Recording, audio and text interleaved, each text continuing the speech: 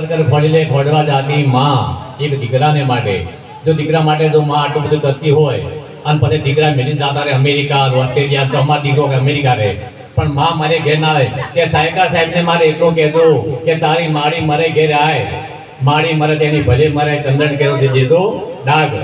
અરે મારી આવેલી આશા ભર્યા કે માં મરે તો ભલે મરે એને ચંદન ડાઘ દેજો પણ મને નવરાઈ, તો કે તારે સાયકા સાહેબને મારે એટલું કહેજો કે તારો વીરો પરણે ઘેર આય, વીરો પરણે તો ભલે પરણે એની જાજેરી દોડતું જોવાય પણ મને નવરાઈ.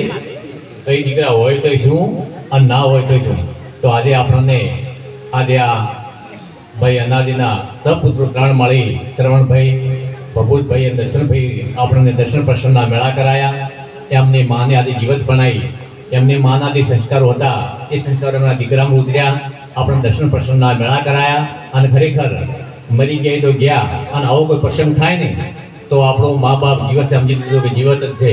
જીવતા મા બાપને ધોકા મારે, મરેલાના ફોટા પૂજે, દેખોને અવળી જગત આ દુનિયામાં અવળું કરે, જીવતો નાગ આવે તારે ધોકો ધમકાવે, મરેલાના મંદિર બોધે, દેખોને અવળી જગત દુનિયામાં અવળું કરે. મરેલાનું કોઈ કરવું નથી, જીવતા જે કરશો ને એ તમારું કામ આવશે. હમણાં વદનજીએ ભજન બોલ્યું હતું કે ગાડી મારી અદબ રંગીલી, બેન જોડ્યા બે ને ચાર, તો બરાબર ધ્યાનથી ઉભરતું, બે બળદ લઈને જવાનું છે, બાકીનું બધું તમારું હોય, ગાડીને બંગલા, તમારા ટ્રેક્ટરને ઠેસર, તમારા ગાડીને બળદ, તમારી ભેંસોને શંકર ગાયું, બધું હોય ને હોય રહેવાનું છે. બે બળદ લઈને જવાનું, તો બે બળદ કયા? પાપ અને પુણ્ય. પાપ અને તમે એક પ્રાણી તે પાપ કેટલું કર્યું છે અને પુણ્ય કેટલું કર્યું છે, આ બે વસ્તુ લઈને તમારે જવાનું છે. તો ખાસ ધ્યાનમાં રાખજો, જે તમે કર્મ કરશો એ કર્મ લઈને તમારે સાથે લઈને જવાનું છે. બાકીની શંકર ગાયો, ટ્રેક્ટરને ઠેસર એ બધું હોય રહેવાની, અને એનો સરવાળો કોઈ મળવાનો નથી. તો જેને મા બાપની જેની સેવા કરી છે એ જ આગળ આવ્યા છે, એમના ડંકા વાગે છે નામના, બાકીના કોઈને ડંકા વાગતા નથી. તો મા બાપ, માતા તીરથ, પિતા તીરથ, તીરથ બંધુ જેઠવા, આ વતને વતને ગુરુ તીરથ, ઓ તીર્થ અભ્યા કરતા. તો માતા એ તીરથ છે, પિતા એ તીરથ છે, અને બારે જે ફળ લક્ઝરીમાં એ તો જાત્રા છે. જાત્રા કરવાથી કોઈને કશું મળ્યું નથી, અને જેણે મા બાપની જેની સેવા કરી એનું નામ અમર થઈ ગયા છે. તો આપણે એમને કોઈ શીરાપુરી કરી નથી ખવડાવવા, એમને કોઈ માલિશ નથી કરવી, પણ બેઠાને બોલાવજો, મા બાપને બેઠાને બોલાવજો, અને ટાઈમે જે તમારા ઘરમાં મળતી રોટલો હોય મા બાપને આપજો. તો આવા જો અહીંયા જો હરખા હોય તો અમને પણ આનંદ આવશે કે ખરેખર એમની સેવા કરી છે. તો આપણે ના અમે ભજન ગાવા તો આવો, ભજન તો ના ન પાડવા, પણ અમારા અહીંયા થયેલો હતો કે જેને કે સેવાંતિથી એનો હવે વખાણે શું કરવા. પેલા ભાઈ મરી ગયા હતા, પછી બાઈ રોતી શું કીધું કે કોક રો, પણ કે કોઈ કર્યું જ નહીં, શું કહીને હું રોવું. પાછી ગઢવી શીખડાવી તું બે ફૂલ કે તમને કોઈ હગે વાલેન્દા ધોન્યા, તમને આડું પાણી કે ન ધોન્યા, તમને જમે જેમ કરીને ધોન્યા, તમે જમવા લેવા આવ્યા. તો એમ કંઈ કરજો ના કે હોય તમે શું કંઈ રોશો એ વિચાર છે.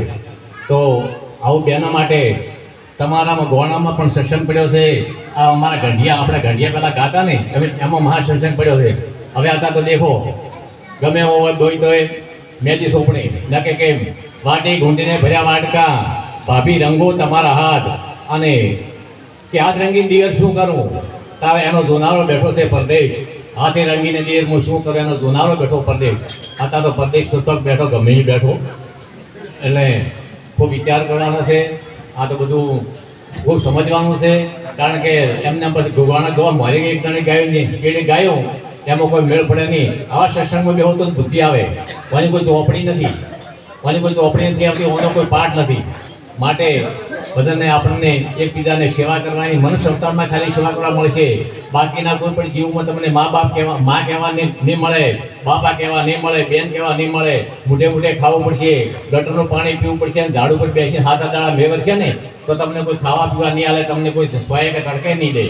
માટે આ મનુષ્ય અવતાર આવ્યો છે, પ્રેમથી તમે બોલતો ભાઈ કંઈક બોલાવજો. અને પુરાવામાં હમણાં તરત હાલો. આ પુરાવો આપણે 4 દિવસ નથી કરવો. ડાયબા સરપંચની તમે જો ને તો દેખો એને માનનો પાર્વતી અને બાપનો શંકર. આપણા ગોમની વાત કરું, માનનો પાર્વતી, બાપનો શંકર. દેખો જો વિચાર કરો તમે કેવું ઘોડું મેળવ્યું. અને એમાં તમે જો પારમાં જો ડોશીમાં કીધો હોય ને તો ડાયબા પાછા બોલાવે, અમાય અમાય. ડોશીમાં કેમ કે બાઈ કે બાઈ, તો બાઈ કહીને બોલાવો. એટલા માટે હું આપણા વોઈસ પડ્યું છે કે 4 દુઃખમાં નથી ને તો ચોપડીમાં નથી, કે ડોશીમાં કે નહીં કહેવાય, હાહુ હોય ડોશીમાં કહેવાય, હાહુ હોય ને એ ડોશીમાં કહેવાય. બાઈ કહીને બોલાવવાના, ભલે કંઢો હોય કે મોટી આવડત બાઈ કોને તો કેટલો મસ્ત શબ્દ છે. બીજા અવતરણ તો બાઈ કહેવા નહીં મળે, બાપા કહેવા નહીં મળે, બેન કહેવા નહીં મળે, ભાઈ કહેવા નહીં મળે. પ્રેમથી બોલાવજો, ભાઈને ભાઈ કહેતું, બાપાને બાપા કહી ભાઈ કહીને અને બોલાવજો. મનુષ્ય અવતાર આવ્યો છે અને આ જને કે હશે એ રીતિ સિદ્ધિ આવૃત્તિ છે. રીતિ સિદ્ધિ કોઈ ગણપતિની કોઈ નારી નથી, એ તો બધું ખાલી ઓમ ગાવામાં આવે છે. કારણ કે શંકર ભગવાનને પણ સૂંઢવાળો દીકરો હોય ખરા, સૂંઢવાળો એ દીકરો સૂંઢવાળો દીકરો ભગવાનને નહોતો. જરણી ન જાય ઉદેથી નથી આવ્યો, એ તો ઉમિયાનો લાલ કહેવાનો. જરણી અને માતા તો છે નહીં અને કુંભીથી જન્મ્યો નથી, એ ગણપતિ સંત મહાપુરુષે કીધું છે.